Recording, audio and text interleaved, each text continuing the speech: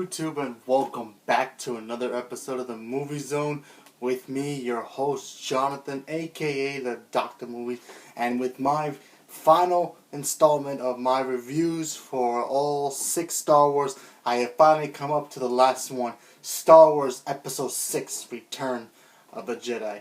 Now before I talk about this movie, I have to warn you again, spoiler alert, okay? I don't usually do this, but this is a movie that you shouldn't have seen, okay? This movie came out generations ago. You should have seen this movie by now. If you haven't seen this, I highly recommend you save this video, watch it, Star Wars Episode 6. First of all, watch the other Star Wars movies, 1 through 6. I know you really shouldn't watch the prequels, but yet, it's up to you. Come back and then watch this video, because I'm going to be talking about some spoilers here. Not too much, but some. Okay, you've been warned.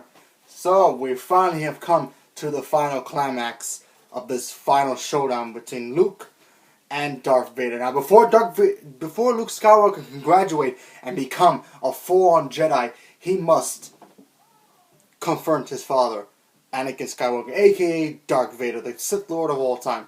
Now, we all know at the end of basically Episode 5, the Empire kind of got won over the Rebels. You know, it's a tied game right now. Now we're at the moment where it's winner take all. But now they got a secret weapon, the Empire. Now the big boss is coming. The Emperor himself is finally here in the brand new Death Star. He is home and he is taking note, and he is one pissed off Emperor. He's sick and tired of his army, his captains, his generals, even his Sith Lord, Darth Vader, failing to capture these rebels and getting rid of them. Now we're at the point where he has got to take charge and make sure and watch everybody. Make sure, they're doing their job. It's like in any corporation, when the big boss of the corporation, the CEO comes to town, everybody's on point, right? That's what he is. He's like the CEO of the Empire. He's the all-powerful Emperor. So, even the captains and the commanders and all those guys are quaking in their boots. Lord Vader, he knows his stick already. He knows him already. He's not too scared of him, because I'm pretty sure Darth Vader can snap him if he wanted to. Even the Emperor knows that. So, now we're at the point where Anakin Skywalker, aka Darth Vader, he has to confront his son one more time and try to convince him to become one with the dark side. Now, Luke finally goes back to the Dagobah system to see Yoda for one last time. He promised him he will return to try to finish his Jedi training. And he asks Yoda, am I done? Am I done with this? He goes, you're almost done. You have one more thing to do, and that's to confront your father, Darth Vader. And once he does that, he will be an almighty Jedi, probably the most powerful, because now we're at this point where Yoda is time to say, he's ready to say goodbye, because him and Yoda were the last 2 Jedis on Earth, on the planets, if you will. And now Yoda's gone. But before he left, he tells him, if you fail, we still have another Jedi, another Skywalker. And Luke kind of has a confused face on himself, doesn't know what the heck he means, and then Yoda's gone. He's finally become a Force ghost. Now, Luke goes off to figure out what the heck he's talking about, and then Obi-Wan Kenobi finally tells him, you have a twin sister. And he finds out that twin sister is Princess Leia. Princess Leia is another Skywalker, the daughter to Anakin Skywalker, aka Darth Vader. And now he knows the truth. Now he has to go fight Darth Vader. And then you have Han and Leia and the rest of the rebellion. They are going to be teaming up with a bunch of little furry little creatures, what we like to call the Ewoks. Now, the Ewoks are a bunch of savage creatures. Now, you think they're warm and fuzzy and cuddly, whatever, like you can just go find them at Build-A-Bear. I wouldn't mess with these things at all, because honestly, these guys kick so much ass, it's not even funny. Okay? Now, there are moments in this movie I really, really like. I mean, this movie is fun. Fun to watch. A little slow at some points here and there, but yeah, when it finally gets to the point where we need to see the point, wow, it's awesome. Because you have 2 maybe 3 big fights if you want to count Luke and Vader showdown 2. And then you have the battle on top of the sky where they, Lando Calrissian takes a team of rebels and they go to the new Death Star and they gotta destroy it one more time, the same way they did it in the first one. And then in the bottom, you have Han Solo, Princess Leia, and Chewbacca leading another team of rebels, or just themselves in a way, and the Ewoks to battle the stormtroopers on the ground. And you have three shots, three different battle scenes going on. Then you get to a point where Luke Skywalker tells his father, he knows that you're my father. He's trying to convince him, come back to the good side. I know there's still good in you. Come back. And nope, Vader doesn't want to hear it. He doesn't want to hear it. He goes and takes him to the Emperor. The Emperor sees him. He's like, oh, you may be a Jedi, but yet you're not that strong yet. But I can make you stronger. You have to join us, just like your father did. Take his rightful, take your place by my side, and you become more powerful than you can ever imagine. Luke ain't having that. Then the showdown begins. Luke versus Vader, round 2, if you want to count it that, because they only fought twice technically. It's an awesome scene. I love this scene a lot. And oh, by the way, he does have a new lightsaber, and it's green. So I really like that a lot. Then we get to the battle in the sky. It's basically the same fight again in the space around the Death Star. The the X-Wings versus the TIE Fighters once more. It's the same fight from the first one, episode 4, but yet it's more longer, because now Calrissian is basically holding the fort down, and he's taking control of the Millennium Falcon, and he's leading the rebels to destroy the Death Star one more time, and hopefully the end of the Empire. And then while in the battleground, in the battle, you have Han Solo leading his team to victory against the Stormtroopers, and he has the Ewoks by his side, and these furry creatures are doing what they can, what they know best, how to survive. They know how to survive because they've been living in seclusion for life, and they don't have that much technology. They don't have blasters or anything like that. They got rocks, they got stones, they got big giant boulders, they got trees if they wanted to use them. They got spears, they got all that stuff, and they know how to use it, and they throw down against stormtroopers. And this is why another part where I don't particularly like the stormtroopers at this point, because they get in their butts with furry little creatures. It's hilarious, but cool at the same time. I mean, the Stormtroopers are awesome. Don't get me wrong, I just wish they had more training. I just hope in episode 7 they're not as horrible as they were, because honestly, if you ask me, I think the clone troopers can kick the Stormtroopers' asses any day of the week. I just believe that, because they know how to take order, they know how to shoot, better than the stormtroopers any day of the week, and I'm pretty sure they wouldn't get killed by little creatures. And like I said, don't count the Ewoks. They ain't no pushovers. They ain't easy to take down, because these guys will kill you if you turn your back to them.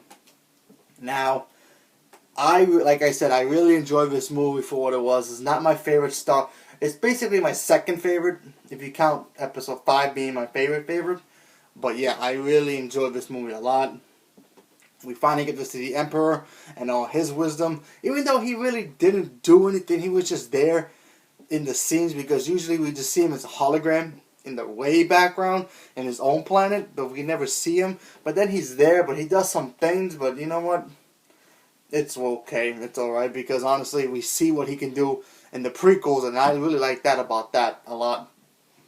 So he does this thing with his electricity, and he attacks Luke. And then Vader finally realizes, after being defeated by his own son, getting his butt whooped, and Luke Skywalker almost goes to that place, to the dark side, but then he holds back and he realizes, whoa, I cannot do it. He looks at his own hand, which is robotic as well. He realizes that he can't go the same path as his father, because if he does, he loses. So he holds back, and then the Emperor tells him, are you going to join me? And he goes, no, never, I will never join the dark side. And he basically gets attacked by the Emperor. Now the Emperor, he's all powerful. He's the most powerful Sith Lord of all. Minus Darth Vader, of course. Starts shocking him with electricity. Then Vader finally realizes that this is wrong. Now, I don't know if he was doing this out of love for his son, which I'm pretty sure he was. He picks up the Emperor and throws him to his death. Now, in that moment where he throws him over the cliff, well, not really the cliff, over the balcony to his death, his suit gets electrocuted, which basically powers it down because he needs that suit to survive. And then while Luke is trying to save him, everybody else is doing their thing. Death Star gets blown up the same way it got blown up in the last one. They had to go to the main station to blow up that one centerpiece. Which is another thing I don't get about the Star Wars movies. In every Star Wars movie, even in the original prequels, the big battleship that controls everything, they have this one centerpiece. You destroy that, the whole thing goes kabooey. So that gets destroyed, and then the Empire finally falls to the ground. And everybody gets to celebrate, and it's a happy time. And then you're wondering what happened to the Emperor. Well, a lot of people say that he's dead. A lot of people say he's still alive. A lot of people say that wasn't really him. Some people say that was just a clone, maybe an imposter. Who knows? We'll have to watch episode 7 to find out some maybe more answers, hopefully. But yeah, I really enjoyed this movie a lot. It's a lot of fun.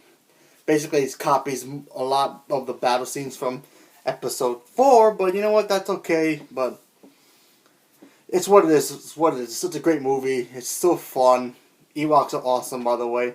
If you don't know what those things can do to you, you don't want to know. I'm pretty sure they can eat the gremlins if they wanted to. Yeah, put it that way. Anyway, if I had to grade this one, I'll have to give this one an 8. I really enjoyed this movie, minus certain things here and there. Like, I had problems with the other ones too, but yeah, they're all awesome. They're way better than the prequels any day of the week. Especially with the dialogue and the cinematography of the movie, you know, the way that the effects work in the movie. A lot awesome. I love it. The lightsaber fights are more better, you know. Instead of being a ballet recital in the prequels. It's a lot of fun. Everybody's, you know, there. Another thing, I have to mention this, I almost forgot about this. This is one thing I did not like, and this is about the special edition DVDs. Going back to that again, where they changed a couple things. In this one, at the end of the movie, you see Luke Skywalker. He's celebrating with his friends, and then you see the party scour across the galaxy, where you see the planets from Naboo all the way to Tatooine. They all celebrating that the Empire's died, which goes to show you that, wait a minute, how the heck did they even know that the Empire is dead, even if they're thousands of light years away from them, and they don't even know what's going on, but yet somehow they're partying. I don't get that. I guess they just did that because of the prequels, but you know what, whatever, I guess. Don't get that. Another thing that kind of boggles my mind, in the original Star Wars Episode 6 video cassette version, when Darth Vader died, he was old. Of course, you know, it's been a couple of years later, Luke took his mask off and he died. He lost breathing, his thing was already shutting down, so he was going to die anyway. He was old, he looked old, okay? In that original VHS version, his Force Ghost is an old man. He's older, he looks just like he was how he took off the helmet. And what did they do in the DVDs? They put the guy from Episode 3, who played young Anakin Skywalker, the teenage version, the one who was married to Natalie Portman's character, Padme. Which I don't understand. Why would they do that? Because honestly, Yoda is already old. Obi-Wan was old. Why didn't they put the original guys back there? Make them at least even. So what are they going to say? Hey, that Anakin Skywalker is young forever? That makes no sense to me, but I guess we can't change that, right? I mean, unless they brought back the original VHS versions and took that version and put that in Blu-ray, then I can be a little bit more happy about it, but yeah. And even they had the Ewoks had their own song called Yup Yup in the original VHS version, but no, they changed it to some bongo drum, weird fireworks display music. I don't even understand what it was, but I don't know, either George Lucas wanted that, or John Williams wanted that. Who knows who wanted that song. I don't like that song at all. That just kills the movie at the end of it. Anyway, it's a happy scene, but honestly, come on. Why would you give it the cool theme to the ending of the movie and you put this song in it? You don't know what I'm talking about. There's some videos out there that probably explains more about the DVD versus the original VHS, and you'll see what I'm talking about here. But yeah, overall, you could take those away. It's so a fun movie. I enjoyed it. Let me know what you think about this movie. And you're going to see all the Star Wars movies before Episode 7 comes out. And don't worry, I will have my review about Episode 7 once it comes out. You can count on that. And of course, thank you for watching. You can subscribe down here. Leave a comment below. Let me know which one's your favorite Star Wars, even though I asked about 1,000,000,000 times. But if you're new person, welcome. And of course, subscribe. And of course, always, if you want to see more, I have a lot of videos on there with different movies, genres, whatever it is. I got some more movies coming up soon. I have to go see some movies, but I'll let you know. And of course, I'm here to help you, and we can all just talk about these movies because awesome movies are just awesome. So thank you and have a good day.